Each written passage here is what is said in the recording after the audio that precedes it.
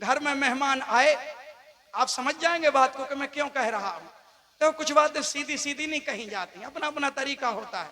मेहमान आए घर में, 3 मेहमान थे, 3 ही बेटे थे घर में। अब लेकिन पिताजी की आदत पड़ी है, बेटा 1 गिलास पानी लाओ, मेहमान आ गए। बड़ा बेटा सोचता है कि 1 गिलास कहा है, चूंकि लैंग्वेज में, हमारी औपचारिक भाषा में, दिनचर्या में कहते 1 गिलास पानी ले आओ, तो उसी समय भी बोल दिया 1 गिलास पानी ले आओ। तो बड़े बेटे ने कहा हम तो आज्ञाकारी हैं, पिताजी ने कहा 1 गिलास पानी लाओ, बेटा आधा गिलास लाया कि छलक ना जाए, आज्ञाकारी है ना।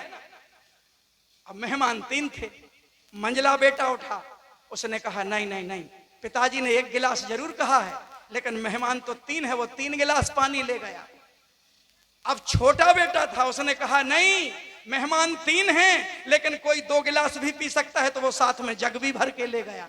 हम कौन से बेटे हैं, आकलन करें आप, सब आज्ञाकारी। धाराएं 3 हैं, समझना मेरी बात, धाराएं 3 हैं, मेहमान 3 आए हैं, 1 गिलास पानी ले जाकर क्या करोगे।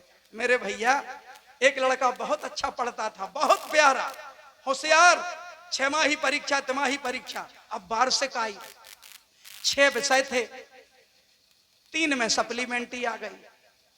अब उसे पास कहोगे कि फेल कहोगे, बताओ आप। 3 में सप्लीमेंट्री आई, फेल ही कहोगे ना। अब क्यों कहोगे फेल भैया, 3 में तो पास हो गया, फेल कैसे कहोगे। वो फेल ही कहलाएगा।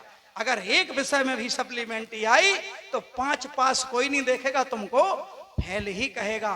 धाराएं 3 हैं, आओ कसर मत रखना, किसी भी धारा में कसर में। ये अपने लिए नहीं है, गुरुदेव जी स्वयं के लिए नहीं, हमारे लिए, हमारी आने वाली पीढ़ी के लिए कर रहे। कौन राजनेता बताओ हितैषी है समाज का, है कोई? नहीं है। ना ये गौ के हितैषी, ना ये धरती के हितैषी, ना देश के हितैषी, ना तुम्हारे बेटों के हितैषी, ना हमारी माताओं बहनों के हितैषी। जब तुम किसी के हितैषी नहीं, तो हमें तुम्हारी आवश्यकता नहीं है, हमें अपने गुरुदेव जी की आवश्यकता है। और जो गुरुदेव जी कहते हैं मंच से, उनकी महानता है कि आओ तुम्हारी हमें जरूरत है।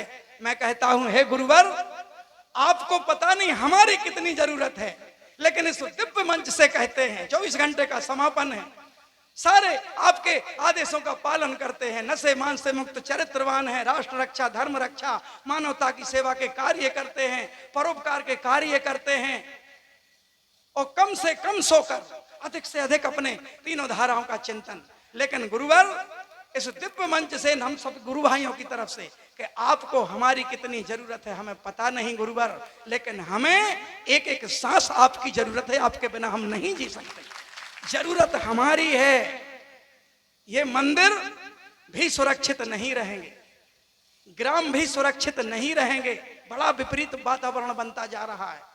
अभी भैया बता रहे थे, हम तृतीय विश्व युद्ध की तरफ बढ़ चुके हैं, लेकिन गुरुवर ने हम पे कृपा की चादर तानी है। तो आओ अक्षरशः गुरुदेव जी के एक एक आदेश का पालन करें।